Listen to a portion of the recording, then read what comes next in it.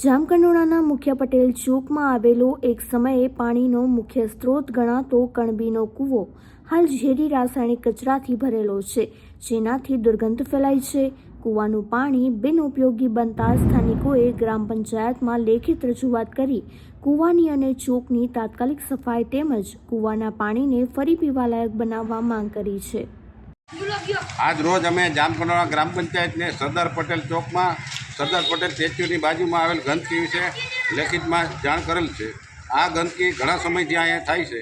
તેની બાજુમાં આવેલો કૂવો છે, પણ એમાં પાણી આ ગંદકીને દૂષિત થઈ ગયું.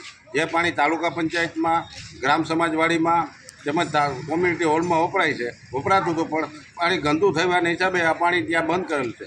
તો તાત્કાલિકના ધોરણે આ ગંદકી દૂર કરે અને સ્વચ્છતા અહીંયા કાયમીની સ્વચ્છતા રહે એવી કાર્યવાહી પંચાયત દ્વારા કરવામાં આવે એવી અમારી લોકોની માગણી છે.